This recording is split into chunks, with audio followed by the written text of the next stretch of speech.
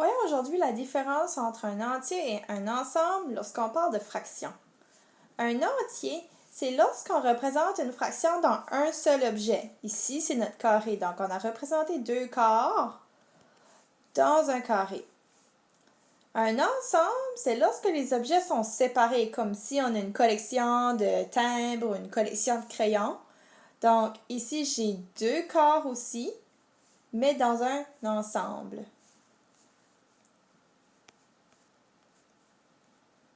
Donc, quand je te demande de représenter une fraction, tu peux soit choisir de le faire en entier ou en ensemble. Par exemple, si je te demande de me représenter une demi, tu pourrais choisir de le faire dans un entier, comme par exemple si tu voudrais imaginer une pizza ou un gâteau, tu devrais diviser en deux parties. Elles doivent être égales. On a vu qu'un tout doit être divisé en parties égales. Donc ici, mon numérateur, il veut que je colore une partie sur les deux. Comme ceci. Et si je voudrais le représenter dans un ensemble, je dois dessiner le dénominateur, le nombre d'ensemble que le dénominateur me demande. Donc ici, c'est 2.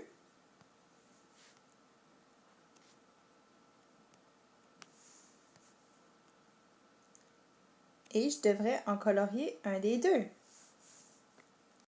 Comme ceci. Je veux vraiment avoir des parties égales lorsque tu fais une fraction dans un entier. Je ne voudrais pas voir ceci. Si ce n'est vraiment pas dans le milieu, si moi j'ai cette partie-là du gâteau, toi tu seras vraiment jaloux parce que tu auras juste celle-ci. Comme je l'expliquais dans la dernière image, c'est très important de diviser correctement tes entiers. Par contre, il existe souvent différentes façons de diviser des entiers. Donc ici, Tony, Mia et Gabrielle ont divisé des rectangles ci-dessous en 3 parties. Les 3 élèves disent que chaque partie représente un tiers du rectangle. Est-ce vrai? Pourquoi? Donc Tony, lui, il l'a vraiment pris puis l'a divisé en 3 parties égales. Donc Tony est vrai, c'est bien. Si je regarde Mia maintenant, elle a suivi la même ligne que Tony. OK, donc c'est la même partie. Et cette partie-là, au lieu de la diviser à la verticale, elle l'aurait divisée à l'horizontale.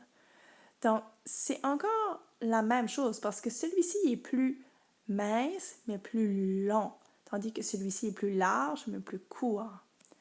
Puis Gabriel, lui, il a repris la même partie que Tony au début.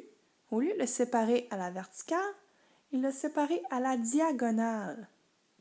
Mais les deux triangles sont égaux et c'est la même partie que Tony. Alors, tous les 3 amis ici sont bien.